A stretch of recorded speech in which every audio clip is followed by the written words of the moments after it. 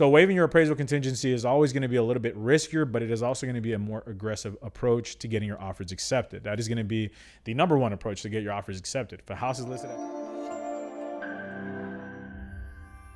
Hey, how's it going? Thank you for joining me on this week's episode of The Real Deal. This week, we're going to be talking about what is an appraisal waiver, or what is paying money above appraisal. That is a very common question that comes up, and it comes up in every consultation. That is the only way you're going to be able to get your offer accepted in our current market conditions. Doesn't matter the condition of the house. Every house sells within the first weekend with multiple offers. Now, what is an appraisal? Let's start there. So when you're in the process of buying a house, the bank is going to have a third-party company go out and determine the value of the house. So they're going to determine it based off of a lot of different criteria, what other similar homes have closed in the area, the condition of the home, upgrades, square footage. So there are a lot of different factors that go into that. So when the bank determines the amount that the house is worth, that is the amount that they are willing to finance minus whatever your down payment is. Now, your down payment could be whatever you choose to be. There's a lot of different options for down payments, 3, 5, 10, 15, 20%, and so on. So once we determine what that final value is, basically that's what your loan is typically, right? That's what it would be. Now, if we were having the same conversation 2 years ago, well, let's say we go under contract on a house. Let's say we're out there and there happens to be multiple offers, and your house, is listed at $350,000. You offered $380,000, and the appraisal came back down to $360,000. Typically, 2 years ago, it would be a safe bet that the seller would reduce the price to match whatever the appraisal amount is.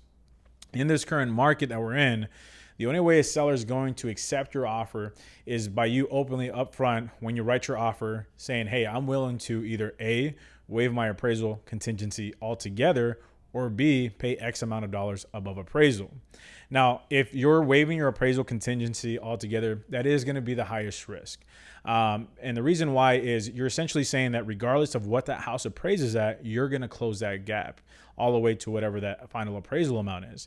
Now, as agents, we're going to do our best job at pricing a home on what we think it's going to be worth, what we think the home value is. However, an appraiser can be a completely different opinion for whatever reason. That's happened to some of my listings. That's happened to some of my clients purchasing homes where the appraisal comes in much lower than anticipated. So when you waive your appraisal contingency, let's use that same scenario, $350,000 house, you offered $380,000. And let's say in your mind, you're thinking, you know what, I'm willing to pay $30,000 above market value. I'm willing to pay $30,000 above appraisal if it appraised back down to $350,000. But you never know if that's going to be the final appraisal. Now, I can tell you, and I can run comps for you, and I can tell you, hey, based on my numbers, based on what I feel this is worth, I see there's definitely potential for this house to appraise at $350,000. But there's still that risk that it could potentially appraise lower. It could be $345,000, $340,000 even, right? So what happens when that does happen? So in the event that the house appraises lower than you originally had planned for, well, then at that point, you're either forced to move forward with the transaction and pay the difference, or you lose your earnest deposit and you have to cancel. So waiving your appraisal contingency is always going to be a little bit riskier, but it is also going to be a more aggressive approach to getting your offers accepted. That is going to be the number one approach to get your offers accepted. If a house is listed at $350,000 and you want to offer $380,000 and you say, hey, I'm willing to pay $380,000 no matter what, that's going to give you the best possible position. That's where you're going to be able to beat out cash investors, almost a guarantee. Now, when you openly offer to pay money above appraisal up front, that's when you write the offer and you say, hey, I'm going to offer $380,000. In the event of a low appraisal, I will pay $20,000 above appraisal, $30,000, $15,000, whatever that amount you feel comfortable with, whatever the condition of the house is, whatever upgrades a house already has. That's going to help you make your offer get accepted by willing to pay X amount of dollars above appraisal. And that's a conversation that I have with my clients all the time. If we're looking at a house, right? And let's say we're out there, we've been shopping, and we've gotten beat out once or twice, 3 times. I say, hey guys, look, this house has these upgrades that you're planning on doing anyway. It has the upgraded flooring, the upgraded countertops, maybe it has that pool that you've been wanting to add. If we're going to pay money above appraisal, right? Think about it like you're prepaying these upgrades that you typically would be doing had we not done that. This is going to help you get into the mindset that you're not paying more than what the house is worth. You're paying for upgrades that you're going to end up doing regardless. When you put upgrades into a house, you're never going to get a one-to-one return on investment. Okay, so if you put in granite, you put in flooring, you put in a pool, you're not going to get every single dime that you put into that house right back.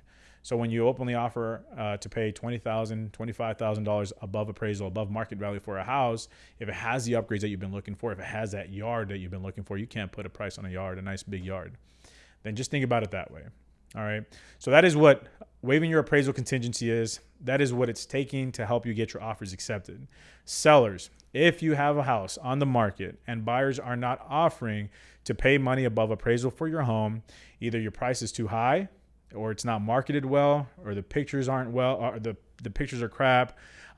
You should have buyers willing to pay money above appraisal in this market, in this current market that we're in right now. If that's not the case, then you definitely need to give me a call so that way we can relist your home for a more aggressive price point at a much more aggressive approach. And buyers, this is what it's going to take for you to get your offers accepted. Save your money. Every time we make offers with clients, our offers get more aggressive. The market's not slowing down anytime soon. If you want to get into a home, if you need to get into a home for you and your family, this is going to be the only way to get your offers accepted. Thank you for joining me on this week's episode of The Real Deal. Hope you have a great one. Take care.